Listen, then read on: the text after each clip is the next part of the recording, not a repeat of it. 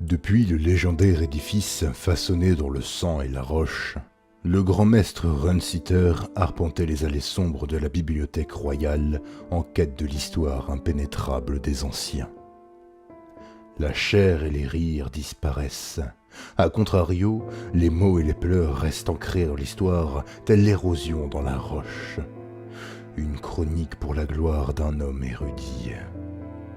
Chronique de l'Homme Noir, écrite par le grand maître Runeseater.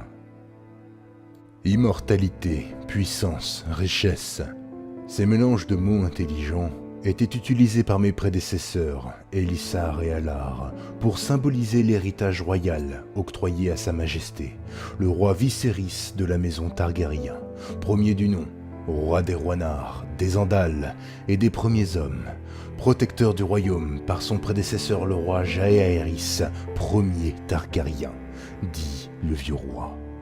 Malheureusement, le prestige et la puissance d'antan se sont évaporés dans les contes et légendes de manière irréversible, dès l'apparition de querelles dynastiques entre les têtes du dragon tricéphale, laissant place à l'instabilité et la corruption.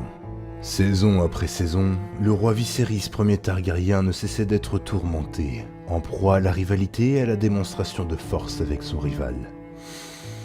Son malheur, Daemon Targaryen, qui ne cessait de gravir les échelons pour son plus grand plaisir et pour le plus grand malheur de son grand frère. Il deviendra Lord Commandant du Guerre et même roi du Détroit, tout en enchaînant les rivalités et les amitiés avec son royal frère. L'histoire change. Désormais, en l'an de grâce 120 après la conquête, Daemon ne semble plus être la tourmente tenace du roi Viserys Ier Targaryen. Il semble avoir trouvé une autre rivalité tout aussi tenace que la précédente.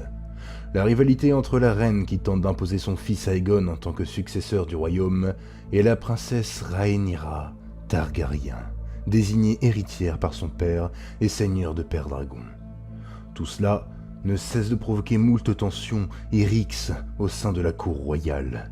En conséquence, les courtisans du royaume commencent tout doucement à se déchirer en deux camps, à croire en deux idéologies différentes et totalement opposées.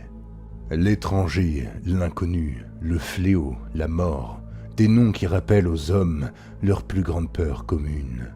En l'an de grâce 120 après la conquête, la mort décida d'affaiblir une famille si puissante et respectée, la maison Velaryon. Le troisième jour du printemps de cette même année, la mort emporta tout d'abord Laena Velaryon et son enfant, tous deux morts lors d'un accouchement difficile. Peu de temps après, l'étranger emporta Laenor Velaryon, frère de Laena, assassiné dans les rues de Port-d'Épice. Ces événements plongent les membres de la maison Velaryon dans une profonde tristesse.